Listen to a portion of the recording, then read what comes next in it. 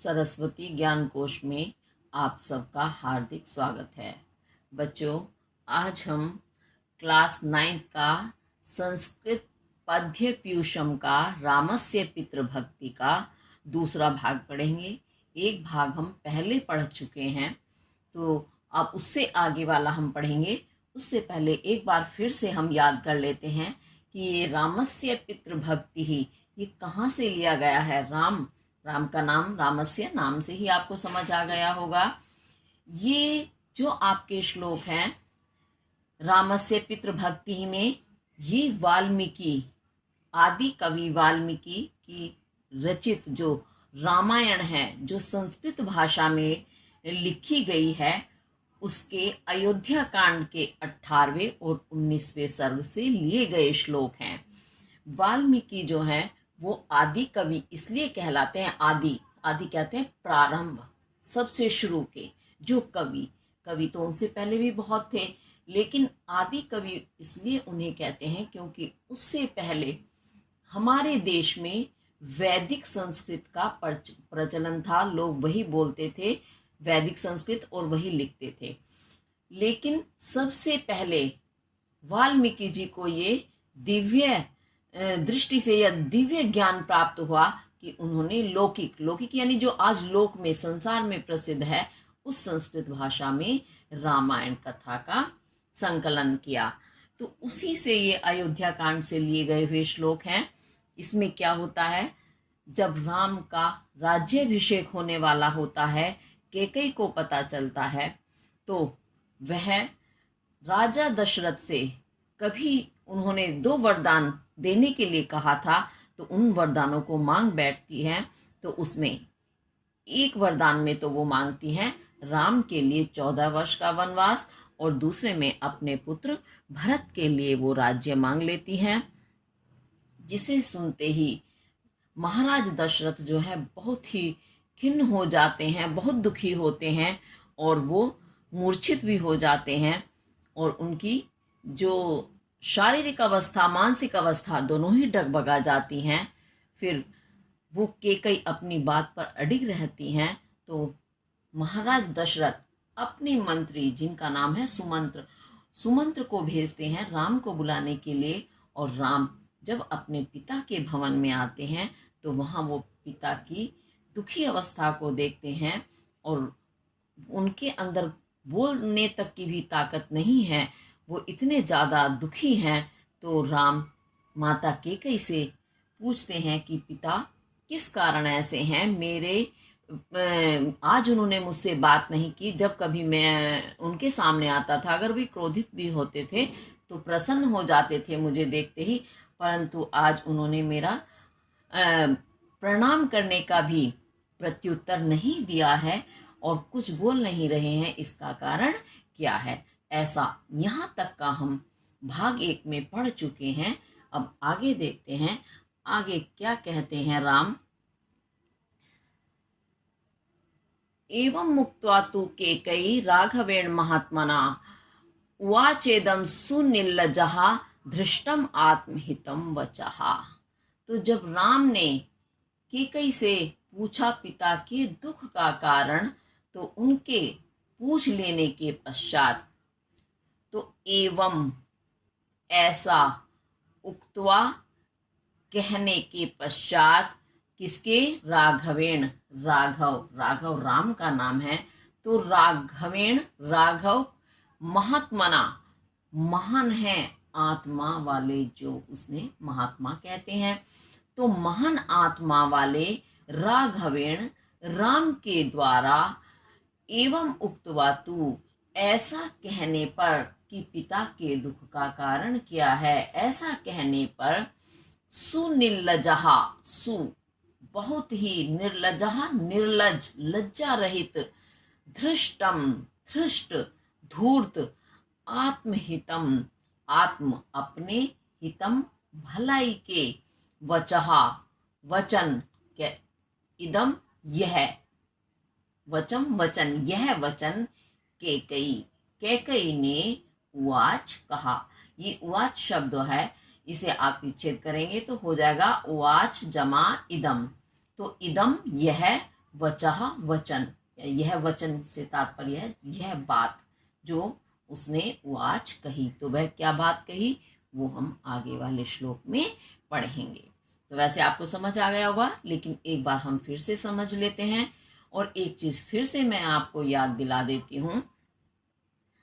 अक्सर जब बच्चों को ये देखने के लिए या याद करने के लिए काम दिया जाता है, या आप लोग ये वीडियो देखते हैं, तो उस समय बाद में बहुत सारे बच्चे कमेंट करके पूछते हैं कि मैम संदर्भ प्रसंग क्या है।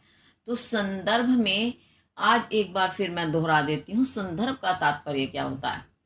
हम कहीं जाते हैं या कोई भी व्यक्ति हमारे यहाँ आता है, तो मान लिया कोई हमारे यहाँ आया, आकर के हमारे दरवाजे पर खड़ा हो गया, तो हम उसे कैसे जानेंगे, क्योंकि जान पहचान वालों को तो हम जान गए हैं, लेकिन जो अनजान व्यक्ति आता है तो उसे कैसे जाने ये कौन है, और उसे हम अपने घर में भी अंदर कैसे आने देंगे अनजान व्यक्ति को।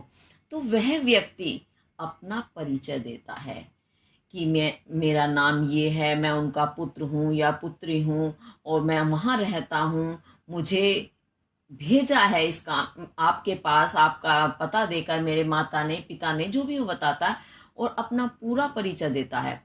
तो उसका परिचय हो जाने के पश्चात ही जब हम जान जाते हैं ये हमारी जान पहचान का ही है, तब उसे हम अपने घर में प्रवेश कराते हैं। उसी प्रकार आपके सामने जो श्लोक आ गया, अब ये श्लोक आपने एग्जामिनर के सामने लिख दिया, आपके सामने तो किताब में आया, आपने समझ लिया, लेकिन जब आप इसे परीक्षा में करेंगे, कॉपी चेक होने के लिए आपकी परीक्षक के पास जाएगी, एग्जामिनर के पास जाएगी, तो एग्जामिनर कैसे जाने ये क्या है, कहाँ से आया, क्यों आपने लिखा है। तो वही चीज जो है परिचय, जिसे आप इंग्लिश में इंट्रोडक्शन कहते हैं, वही इंट्रोडक्शन आपका संदर्भ कहलाता है। यानी आपको परिचय देना है कि ये श्लोक कहाँ से आया। तो आपने देखा होगा जब पढ़ते हो, आपको स्कूल में भी क्लास में भी टीचर्स बताती हैं संदर्भ। संदर्भ यानी प्रस्तुत श्लोक हमारी पाठ्य पुस्तक संस्कृत पद्य पीयूषम के रामस्य पितृभक्ति नामक पाठ से लिया गया है। ऐसा लिखते हो ना, तो इसमें क्या हुआ, आपने श्लोक जो है ये उसका परिचय दे दिया, परिचय यानी संदर्भ। तो ये संदर्भ आपको इस प्रकार से लिखना होता है। उसके बाद आता है प्रसंग, यानी ये सामने आया, ये है क्या, इसमें क्या है, क्यों इसे मैं पढ़ूं। तो हम उसके बारे में बताते हैं कि प्रस्तुत श्लोक में कवि ने राम की पितृभक्ति, पितृ यानी पिता की भक्ति का वर्णन किया है कि राम अपने पिता के कितने बड़े भक्त हैं। तो इस तरह से पूरा जो ये उसके विषय में, यानी जैसे कोई वो व्यक्ति हमारे आया, भी मैंने जैसे बताया कि संदर्भ में हमने उसका परिचय पूछा, फिर हम ये भी तो पूछते हैं उसके आने का कारण क्या है, भाई तो वो कारण भी तो बताएगा। तो ऐसे ही वही कारण जो है, यानी इसे जो हम पढ़ रहे हैं इसका कारण क्या है, उसे हम बताएंगे, वही प्रसंग कहलाता है कि इसमें फला फला बात है इसलिए हम इसे पढ़ रहे हैं। तो जैसे इस श्लोक में अभी जो मैंने पढ़ा कि इस श्लोक में राम केकई से पिता के दुखी होने का कारण पूछते हैं, तो केकई उन्हें बड़ी निर्लज्जता से बताती हैं। ये सारी चीज जो हो गई, ये प्रसंग हो गई। अब इसकी व्याख्या आती है। दो चीज होती हैं, एक अनुवाद होता है, एक व्याख्या। अनुवाद और व्याख्या में अंतर है। अनुवाद क्या होता है, एक भाषा से दूसरी भाषा में उसे ज्यों का त्यों लिख देना। तो उस ही जो सामने शब्द है उसके स्थान पर दूसरा शब्द हम रख देते हैं दूसरी भाषा का, वह तो अनुवाद कहलाता है। उसमें हम अपनी तरफ से कुछ नया नहीं लिखना होता, नया नहीं जोड़ना होता है, वो कहलाता है अनुवाद।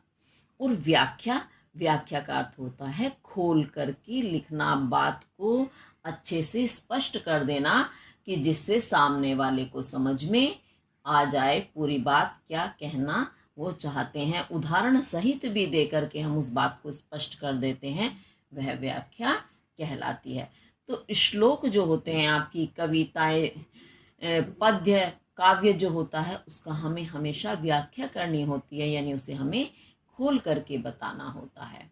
और जो आप गद्य पढ़ते हैं, संस्कृत गद्य में तो अनुवाद ही होता है, यानी जो सामने लिखा है सिर्फ उसे हम जैसे संस्कृत में लिखा है तो उसके शब्द हम हिंदी में लिख देते हैं, बस ज्यों का त्यों, और उसमें हमें कोई परिवर्तन करना नहीं होता। अब ये चीज आपको अच्छे से समझ आ गई होगी। चलिए तो एक बार अब मैं फिर से बता देती हूँ। जब एक तो आप ये काम करेंगे तो संदर्भ प्रसंग अवश्य करें। उसके बाद लिखते हैं व्याख्या। तो व्याख्या में फिर से देखेंगे, राघवेण महात्मना, पहले लेंगे महात्मना। हाँ, एक चीज और बताऊं, क्योंकि काव्य, श्लोक, दोहे जो भी होते हैं जिन्हें गाकर के पढ़ा जा सकता है वो काव्य कहलाते हैं, और श्लोक भी गेयात्मक होते हैं। तो इनमें क्या होता है, लय ताल बनाने के लिए, छंद में बांधने के लिए क्या करते हैं, शब्दों को आगे पीछे रख दिया जाता है। लेकिन जब हम उसका अर्थ निकालने के लिए हमें क्या करना होता है, उसे क्रम में निकालना होता है। अर्थ हमें कब समझ में आएगा, जब एक शब्द के बाद दूसरा शब्द, तीसरा शब्द क्रम में रखे होते हैं, नंबर वाइज होते हैं, तो हमें बात समझ में आती है। और एक शब्द कहीं, दूसरा कहीं, तीसरा कहीं, तो इस तरह से वो वाक्य स्पष्ट नहीं होता है। तो इसे संस्कृत में जो श्लोक होते हैं उन्हें पहले हमें क्रम में लगाना होता है, जिसे अन्वय कहते हैं। तो अब मैं अन्वय के अनुसार ही जहां से हमें सही अर्थ निकालना है वहां से शब्द उठाऊंगी। तो देखेंगे, महात्मना, महान है जो आत्मा, वह महात्मा कहलाते हैं। तो महान आत्मा वाले यानी महान, राघवेण, राघव के द्वारा अर्थात राम के द्वारा, एवं उक्तवा तु, ऐसा कहने पर, सुनिर्लज्जहा, बहुत ही, सु यानी बहुत ही ज्यादा, निर्लज्जहा, निर्लज, नहीं है लज्जा जिसमें, वह निर्लज कहलाता है। तो बहुत ही निर्लज, लज्जा रहित, धृष्टम, धृष्ट, धूर्त, केकई, केकई ने, आत्महितम, आत्म कहते हैं अपने, हितम भलाई, कल्याण के, इदम इस, वचहा वचन को, बात को, वाच कहा। अब वो क्या बात कही वो आगे वाले श्लोक में स्पष्ट होगी। ठीक है, ये आपको समझ आ गया होगा। अब आगे चलते हैं। प्रिय त्वाम अप्रियम वक्तुम वाणी नास्य प्रवर्तते, तद अवश्यम तव्या कार्यम यद अनेन आश्रुतम मम। तो क्या बताती है वो राम को, बड़ी निर्लज्जता से, बड़ी धृष्टता, धूर्तता से बताती है कि कई, प्रियम, प्रिय, त्वाम, तुम। अब ये प्रिया, त्वाम प्रियम लिखा है, इसे विच्छेद करेंगे तो हो जाएगा त्वाम जमा अप्रियम। तो प्रिय, प्रिय यानी जो सबसे ज्यादा प्यारा हो वो प्रिय कहलाता, प्यारा। त्वाम, तुमसे, अप्रियम, अप्रिय यानी जो प्रिय ना हो, जो हमें अच्छा ना लगे, तो कड़वा कह सकते हो आप। तो अप्रिय, वक्त, तुम कहने में, नास्य लिखा है, इसे विच्छेद करेंगे तो ना जमा अस्य हो जाएगा। तो अस्य, इनकी, वाणी, वाणी आवाज, वक्त, तुम बोलने में, कहने में, ना नहीं, प्रवृत्ते, परिवर्तित, प्रवृत्त हो रही है, अर्थात समर्थ नहीं हो रही है। क्या कहती हैं, प्रिय, प्रिय, राम जो किसके प्रिय हैं, पिता के प्रिय हैं। तो प्रिय हो तुम इनके, त्वाम अप्रियम, तुम, तुम्हारे लिए, अप्रियम, जो प्रिय ना हो, ऐसे, वाणी, अस्य, इसकी, इसकी जो है एक वचन का है, एक व्यक्ति के लिए लगता है, लेकिन राजा दशरथ जो है सम्मानित हैं, सम्मानित व्यक्ति हैं, वो महाराज हैं। तो इस कारण जब आप इनकी व्याख्या करेंगे तो इसमें अस्य, इसका ना कहकर इनका लिखेंगे। इनकी वाणी, आवाज, वक्त, तुम कहने में, न प्रवृत्ते, प्रवृत्त नहीं हो रही है, अर्थात समर्थ नहीं हो रही है, यानी निकल नहीं पा रही है। तो यद, जो, अनेन, इनके द्वारा, मम, मुझे, आश्रुतम, आश्रुत कहते हैं शपथ या वचन, तव्या, तुम्हारे द्वारा, तद, वह, अवश्यम, अवश्य ही कार्यम करना चाहिए। अब ये आपको ऐसे समझ नहीं आया होगा बिल्कुल भी, मैं इसे एक बार अपने शब्दों में बता देती हूँ, फिर ये आपको अच्छे से समझ आ जाएगा। तो क्या कहती है केकई कि तुम राजा दशरथ के, कहना चाहती हैं वो कि तुम राजा दशरथ के बहुत प्रिय हो, इसलिए तुम्हारे लिए अप्रिय कुछ भी कहने में इनकी वाणी असमर्थ हो रही है, यानी इनकी वाणी नहीं खुल पा रही है, क्योंकि राजा दशरथ के तुम बहुत प्रिय हो और ये तुम्हारे लिए कोई अप्रिय बात कहें तो वो इनसे नहीं हो पा रहा है। और इन्होंने मुझसे प्रतिज्ञा की है, शपथ ली है, तो वह कार्य तुम्हें अवश्य ही करना है। यानी इन्होंने मुझे आश्रुत कहते हैं प्रतिज्ञा करना, यानी मुझसे प्रतिज्ञा की है कि मैं तुम्हें वचन दूंगा, वो पूरे करने हैं। तो ये वाली जो बात है वो मैं तुम्हें बाद में बताऊंगी, तो तुम्हें वो अवश्य पूरी करनी है। अब ये नहीं बता पा रहे हैं, लेकिन मैं तुम्हें से स्पष्ट बता दूंगी। कहने का तात्पर्य यह है, एक बार फिर से देखेंगे तो आपको अच्छे से समझ में आएगी। प्रिय यानी प्रिय त्वाम, तुम्हारे लिए, अस्य इनकी, अप्रियम अप्रिय वक्तुम कहने में, वाणी आवाज या वाणी, आप कुछ भी कह सकते हो, वाणी या आवाज, न प्रवृत्ते नहीं निकल रही है। प्रवृत्त होना अर्थात ना निकलना, समर्थ ना होना।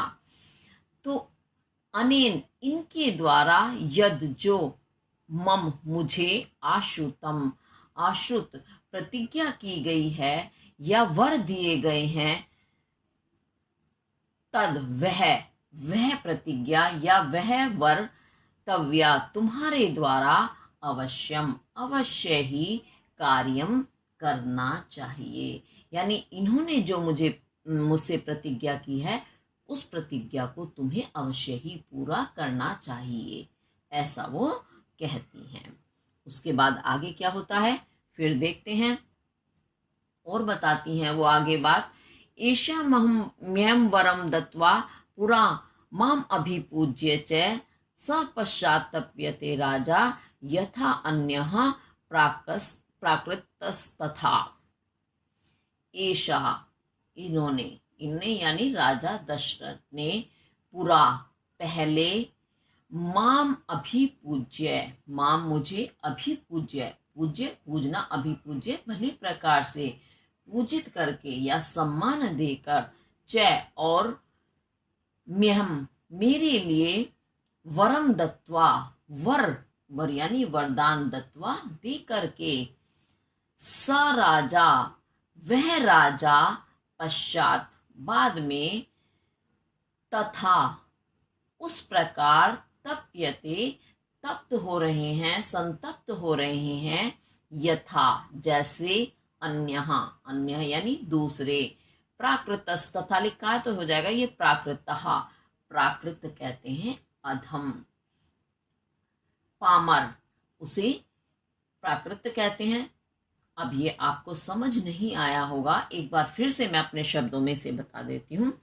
तो केकई राम से क्या बताती हैं कि राजा ने पहले मुझे सम्मान देकर, बहुत सम्मान, अभी पूजे नहीं पूजा करके, पूजना से मतलब ये नहीं आरती उतारना, बल्कि सम्मान देकर मुझे, पहले तो इन्होंने मुझे सम्मान दिया और सम्मान के बाद मुझे 2 वरदान दिए, और इन्होंने वर देकर आज ये राजा, पहले तो दे दिए वरदान, आज ये उस प्रकार संतप्त हो रहे हैं। संतप्त होना अर्थात दुखी होना, जैसे कोई साधारण या नीच अधम पुरुष होता है। प्राकृत से तात्पर्य है या कोई अधम, अधम यानी नीच, पामर भी उसे ही कहते हैं, नीच व्यक्ति को। तो जैसे नीच व्यक्ति होते हैं कि बात कह तो दी और अपनी बात से फिर वो पलट गए, तो वह व्यक्ति कभी भी सम्मानित व्यक्ति नहीं कहलाता। ऐसे व्यक्ति को नीच श्रेणी में ही रखा जाता है, क्योंकि जो अपनी बात पर ही अडिग न रहे तो वो कैसा पुरुष है। तो वो यही बता रही हैं कि आज ये राजा उसी प्रकार दुखी हो रहे हैं जैसे कोई नीच व्यक्ति दुखी होता है, यानी पहले तो मुंह से निकाल दिया, अब बाद में अपनी बात को पूरा नहीं कर पा रहे हैं। अभी राजा दशरथ ने केकई को वचन दिए, उसको सम्मान दिया, ये क्या है? इसमें जैसा कि कहानी सुनी जाती नहीं, लिखी हुई है हमारे शास्त्रों में कि राजा का युद्ध हुआ था। उस युद्ध में राजा दशरथ की रक्षा की थी केकई ने। राजा बंदी बना लिए जाने वाले थे, हारने वाले थे कि केकई बहुत अच्छी कुशल योद्धा हैं। वो राजा दशरथ को बचाने के लिए युद्ध में पहुंच जाती हैं और राजा को वहां जीत हासिल हो जाती है। तो इस कारण राजा बंदी बनने से बच जाते हैं। तो राजा बहुत प्रसन्न होते हैं, राजा दशरथ, और वो केकई से प्रसन्न होकर कहते हैं कि तुम मुझसे कोई भी 2 वरदान मांग लो। तो केकई ने कहा ठीक है, जब आवश्यकता होगी मैं मांग लूंगी। उस समय वो नहीं मांगती हैं, लेकिन जैसे ही केकई को पता चलता है कि राम का राज्याभिषेक हो रहा है, उनकी जो दासी है मंथरा, आपने सुनी होगी ये कहानी, तो मंथरा उन्हें भड़काती है कि देखो राम को राजा बनाया जा रहा है और तुम्हारे पुत्र के लिए कुछ भी नहीं है। और केकई जो है मंथरा के भड़काने में आ जाती हैं और वो उसी समय राजा दशरथ से 2 वरदान मांग लेती हैं अपने, कि आपने पहले मुझे वर देने के लिए कहा था, आज वो मुझे वरदान दो। पहले वरदान में क्या मांगती हैं वो? राम के लिए 14 वर्ष का वनवास, और दूसरे वरदान में वो अपने पुत्र भरत के लिए अयोध्या का राज्य मांग लेती हैं, जिसके कारण राजा बहुत ज्यादा दुखी हो जाते हैं। ये वाली कहानी इसमें दोहराई गई है। तो एक छोटे से शब्द में कि पूरा माम अभिपूज्य, इसमें ही सारी कहानी आ गई है कि कैसे पूजा की, युद्ध में हारने से बचाया, उनकी रक्षा की। तो पूरी कहानी जो मैंने अभी सुनाई है सारी इसमें समाहित हो जाती है। अभी आपको समझ आ गया होगा, एक बार फिर से देखें तो पूरा पहले यानी जब युद्ध हुआ था उस समय माम अभिपूज्य, मुझे सम्मानित करके, मेरा भली प्रकार से पूजन करके, च और मेहम मेरे लिए, ऐशा इन्होंने यानी राजा ने, वरम दत्वा वरदान दे करके, कुछ भी आप बोल सकते हैं, सा वह राजा, वही राजा इसलिए कहा कि जो जिसने उस समय तो वरदान दे दिया, आज वही राजा पश्चात बाद में, तथा उस प्रकार तप्यते तप्त हो रहे हैं, संतप्त हो रहे हैं या दुखी हो रहे हैं, यथा जैसे, जिस प्रकार, अन्य प्राकृतः, अन्य यानी कोई दूसरा, प्राकृतः नीच या अधम पुरुष, है ना, क्योंकि राजा तो इतने श्रेष्ठ हैं, वो इतने बड़े महान राजा हैं, तो वो साधारण व्यक्ति नहीं है। लेकिन आज ये वही राजा साधारण व्यक्ति की, एक नीच व्यक्ति की भांति दुखी हो रहे हैं उन वरदानों को पूरा करते हुए। तो इसके साथ आपका ये वाला पद पूरा हुआ। अब आगे देखते हैं। यदि तद वक्ष्यते राजा शुभम वा यदि वा अशुभम करिष्यसि ततः सर्वम आख्यिष्यामि पुनस्तत्वहम्। अब इसमें क्या कहती हैं केकई कि यदि ये राजा महाराज दशरथ शुभम, शुभ कहते हैं भला, कल्याणकारी, वा यदि अथवा अशुभम, अशुभ यानी जो शुभ ना हो, अमंगल या अकल्याणकारी, वक्ष्यते कहते हैं, तत् उसे, करिष्यसि करोगे, पुनः फिर, ये पुनः इसे विच्छेद करेंगे, पुनस्त्वम तो होगा पुनः, सा का विसर्ग बन जाएगा, तो इसमें विसर्ग संधि है, और ता वा जो है विच्छेद होंगे, तो यहाँ हो जाएगा तू जमा अहम, यहाँ हो गई आपकी यण संधि। तो पुनः तू अहम, तो पुनः फिर से, तू कहीं पर ये वाक्य पूर्ति के लिए हो जाता है और कहीं पर इसका अर्थ भी निकल आता है। तो पुनः तू, फिर से, अहम मैं, सर्वम सारा, सब कुछ, आखिष्यामी कहूंगी या बताऊंगी। अब इसे एक बार मेरे शब्दों में समझे, फिर मैं इसको दोबारा बताऊंगी। तो इसमें क्या कहती है रानी कैकेयी राम से कि यदि राजा शुभ हो या अशुभ हो, मतलब अच्छा हो या बुरा हो, जो भी कहते हैं, यदि तुम उसे पूरा करते हो, उस बात को, चाहे वो सही हो या सही ना हो, गलत हो, गलत से मतलब है अशुभ हो, अमंगलकारी हो, जिससे तुम्हें कष्ट हो, परंतु यदि तुम उस बात को पूरा करते हो तो मैं फिर से तुम्हें सारी बात बता दूंगी कि वो क्या बात है जिस बात के कारण राजा इतने दुखी हैं, संतप्त हैं। ठीक है, तो फिर से देखो, यदि राजा, यदि राजा शुभ मंगलकारी, यदि वह अशुभम अथवा अशुभ अमंगलकारी वक्ष्यते कहते हैं, तद उसे, यानी उस बात को जो राजा कहते हैं, चाहे वो जैसी भी हो, उसे तुम करिष्यसि करोगे, यानी उसे तुम बात को पूरा करोगे। ततः तो अहम मैं, पुनः तू फिर से, सर्वम सारा सब कुछ, आखिष्यामी कहूंगी या बताऊंगी, यानी फिर से तुम्हें सारी बात मैं बता दूंगी जो पहले हो चुकी है। हालांकि तुम्हारे सामने मुझे फिर दोहरानी होगी, लेकिन मैं फिर भी बता दूंगी। लेकिन बताऊंगी कब? यदि तुम उस बात को पूरा करते हो, चाहे वो बात फिर शुभ हो या अशुभ हो, जो राजा कह रही हैं, यानी राजा को कह रही हैं, वो अपने ऊपर नहीं ले रही हैं, राजा वक्ष्यते कह रही हैं, यानी राजा जिस बात को कह रहे हैं, खुद के लिए नहीं कह रही, मैं कह रही हूँ, है ना। बहुत चालाक है, इसमें कैकेयी को बहुत चालाक धूर्त दिखाया गया है। अब आगे देखते हैं क्या बात है, या फिर राम क्या कहते हैं। एतत्तु वचनं श्रुत्वा कैकेय्या समुदाहृतम् उवाच व्यथितो रामस्तां देवीं नृपसन्निधौ।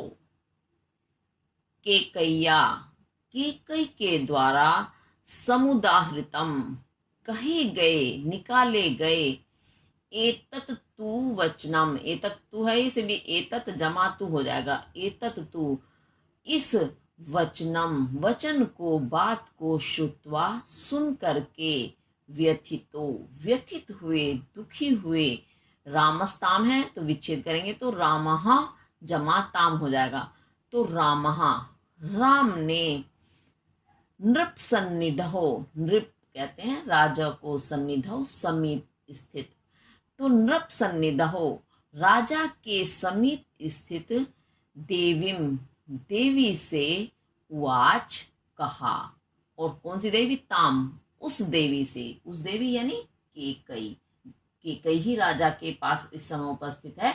बाकी राम की माता, आपको ये पता ही होगा, राजा दशरथ की 3 रानियां थी। कौन कौन सी थी? बड़ी थी कौशल्या, फिर सुमित्रा, और फिर छोटी थी कैकेयी। तो उस समय कैकेयी ही राजा के समीप में स्थित है, तो ताम देवी, उस देवी से, यानी जो राजा के समीप स्थित है, यानी कैकेयी। तो अब फिर से एक बार मेरे शब्दों में देख लीजिएगा।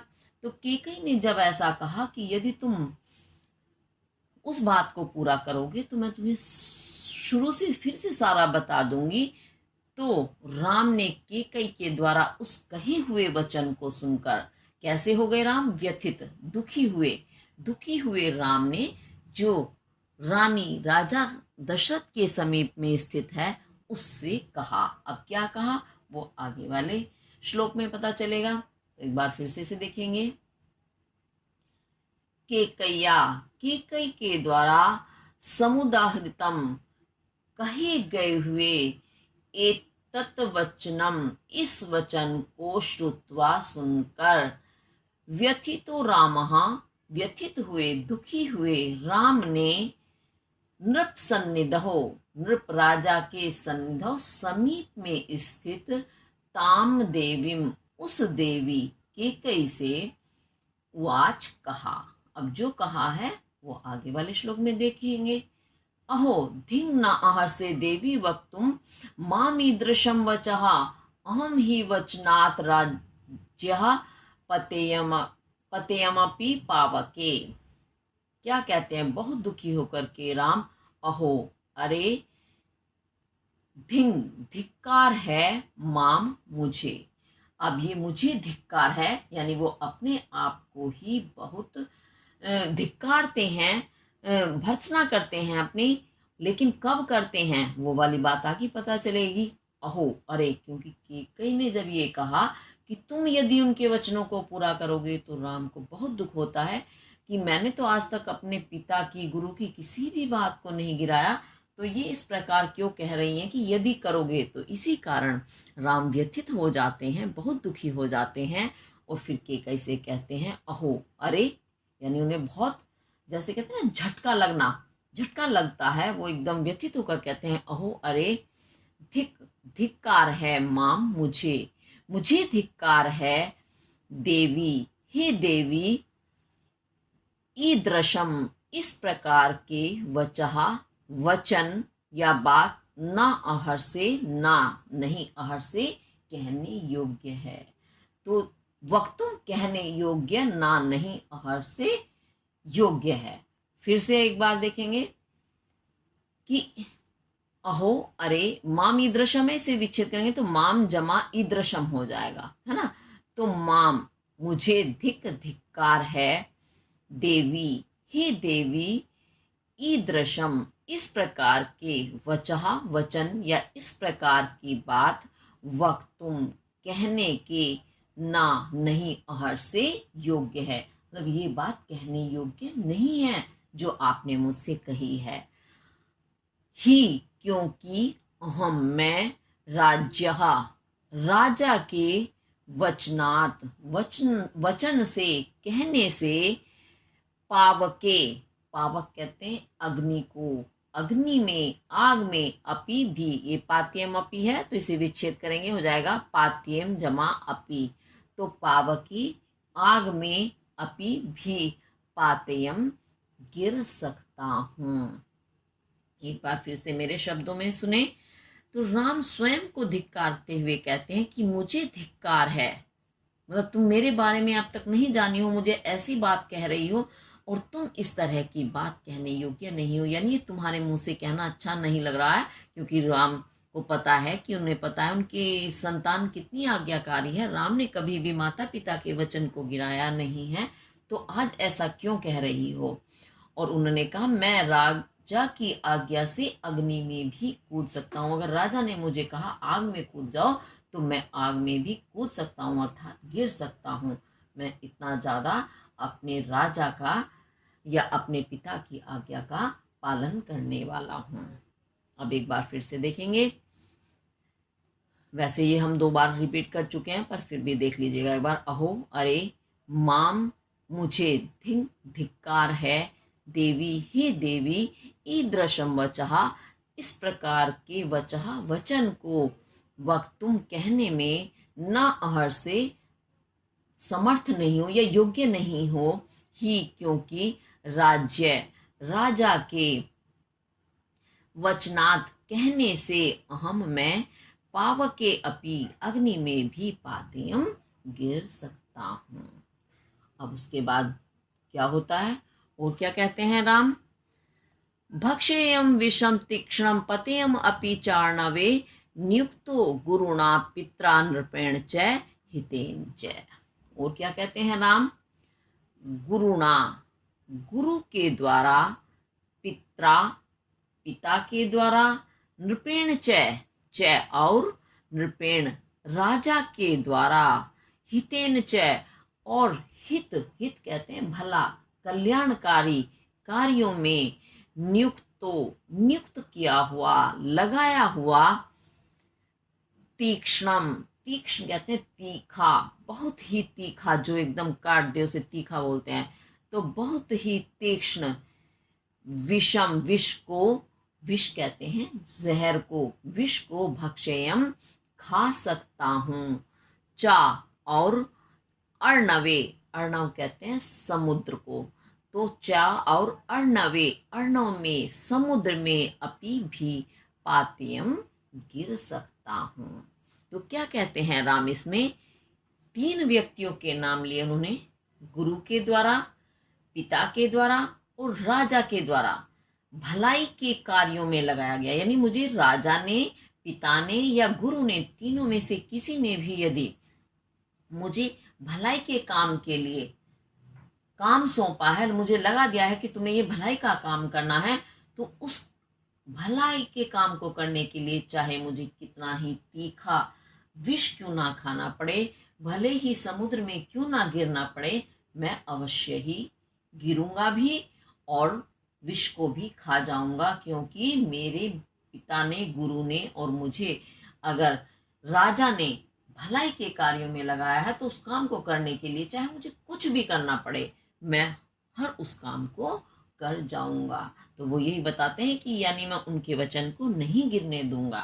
तो 3 व्यक्ति बताए हैं उन्होंने, गुरुणा गुरु के द्वारा, पित्रा पिता के द्वारा, नृपेण च और राजा के द्वारा, हितेन च भलाई के लिए या कल्याण के लिए, नियुक्त किया हुआ, लगाया हुआ, तीक्ष्णम तीखे विषम विष को भक्षेयम खा सकता हूँ, चा और अर्णवे अपि समुद्र में भी पातेयम गिर सकता हूँ। बहुत बड़ी बात कही राम ने। देखो कितनी आज्ञाकारी संतान है, कितने आज्ञाकारी वो शिष्य हैं और कितने आज्ञाकारी वो प्रजान हैं। तीनों व्यक्तियों के लिए उन राम का अलग रूप है। गुरु के लिए शिष्य, पिता के लिए पुत्र और राजा के लिए वो प्रजा है ना। तो वो उनके लिए, क्योंकि यही 3 हमारे लिए इतने महान होते हैं कि उनका कभी भी हमें अनादर नहीं करना चाहिए।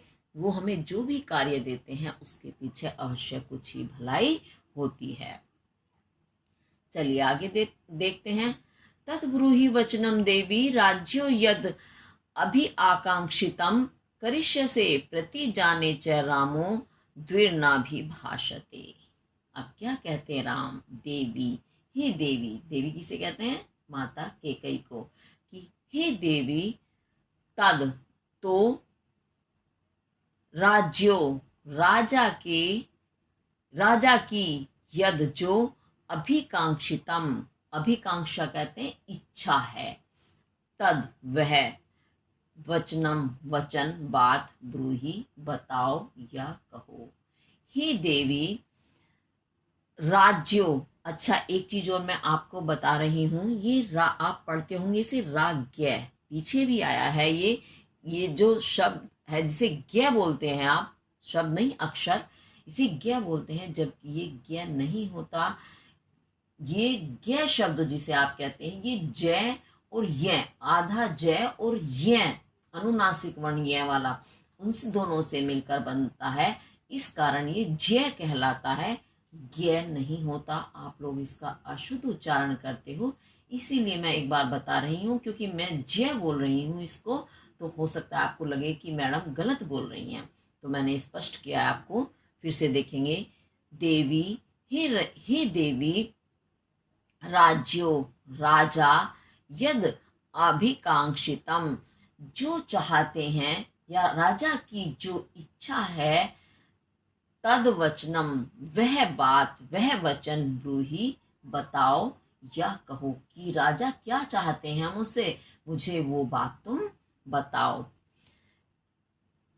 प्रतिजाने, मैं प्रतिजान कहते हैं या प्रतिज्ञा, मैं प्रतिज्ञा करता हूं, शपथ लेता हूं, करिष्य से करूंगा, यानी मैं ये शपथ खाकर कहता हूं कि करिष्य से उस कार्य को अवश्य ही करूंगा।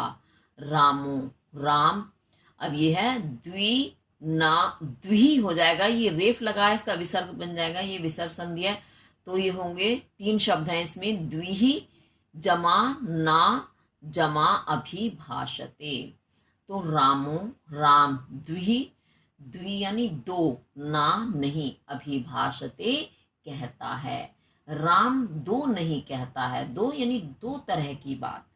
2 तरह की बात कैसी होती है, एक तो ऐसी कि आदमी ने मुंह से कह दिया और बाद में अरे चलो मुंह से निकल गया, करते हैं ना लोग, या दोगली बात कहते हैं कि सामने कुछ पीठ पीछे कुछ नहीं।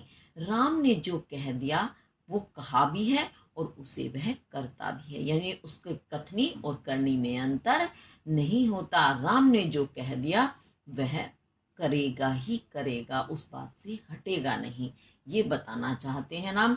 तो वे कहते हैं प्रति जाने, मैं शपथ खा करके कहता हूँ, या शपथ है करिष्यसे, करूँगा, क्योंकि रामः, राम द्वि, दो बार या दोगली ना नहीं अभिभाषते कहता है। ये आपको समझ आ गया होगा, क्योंकि मैंने इसका भावार्थ पहले स्पष्ट कर दिया था। अब शब्दार्थ और भावार्थ दोनों हो गए हैं। चलिए आगे देखते हैं। तो आगे क्या हुआ? तम आर्जवम समायुक्तम अनार्या सत्यवादिनम उवाच रामम के कई वचनम भृंश दारुणम। अब इसमें क्या हुआ? तम, उस, आर्जवम, आर्जु कहते हैं सरल, पवित्र, समायुक्तम। अब ये कई सारे शब्द इसमें एक साथ हैं, इसे पहले हम विच्छेद कर लेते हैं ताकि आपको समझने में सरलता हो। पहले है तम, जमा, दूसरा है आर्जव, आर्जु, आर्जु के बाद है जमा समायुक्तम, जमा अनार्या। ठीक है, ये है। तो आर्जु, आर्जु कहते हैं सरल या पवित्र, पवित्रता से, समायुक्तम, युक्त, पवित्रता से परिपूर्ण, सत्यवादिनम, सत्य बोलने वाले, तम रामम, तम, उस, रामम, राम से, अनार्या, आर्या कहते हैं जो श्रेष्ठ हो, और जो अनार्या नहीं है जो आर्या, यानी वह अनार्या कहलाएगी, यानी उस नीच। केकई ने, उस अनार्या केकई ने, तम रामम, उस राम से, भृश, भृश कहते हैं बहुत ही अधिक, दारुणम, दारुण का अर्थ कई अर्थ होते हैं, दुख भी होता है दारुण का अर्थ, कठोर भी होता है, तो यहाँ हम कठोर लेंगे। तो भृश अत्यधिक, दारुणम कठोर, वचनम वचन को, वाच कहा। अब एक बार इसको मेरे शब्दों में समझे कि उस अनार्या के कई ने, यानी उस नीच के कई ने राम से बहुत ही कठोर वचन कहा। अब कैसे हैं वो राम? जो बहुत ही आर्जु, आर्जु यानी सरल हैं, पवित्र हैं, तो सरलता से परिपूर्ण। और कैसे हैं राम? सत्यवादिनम, सत्य बोलने वाले। तो सरलता पवित्रता से भली प्रकार युक्त सत्य बोलने वाले उस राम से उस अनार्या के कई ने बहुत ही कठोर वचन कहे। वो वचन बड़े ही कठोर थे, वो आगे बताए जाएंगे। इस वाले श्लोक में इतनी बात ही आपको बताई गई है। अब एक बार फिर से देखेंगे। आर्ज समायुक्तम, सरलता से परिपूर्ण या पवित्रता से परिपूर्ण, सत्यवादिनम, सत्य बोलने वाले। राम ने कभी भी अपने जीवन में असत्य नहीं बोला, इसलिए उन्हें सत्यवादी भी कहते हैं।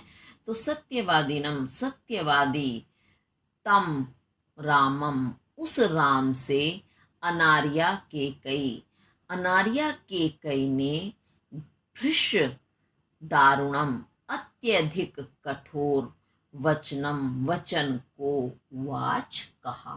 अब क्या कहा ये तो आप आगे वाले श्लोक में ही पढ़ेंगे, लेकिन आज हम इतना ही पढ़ेंगे क्योंकि बहुत ज़्यादा हम एक साथ पढ़ लेंगे तो फिर आपको समझने में भी दिक्कत आएगी और बहुत सारा कार्य भी हो जाएगा।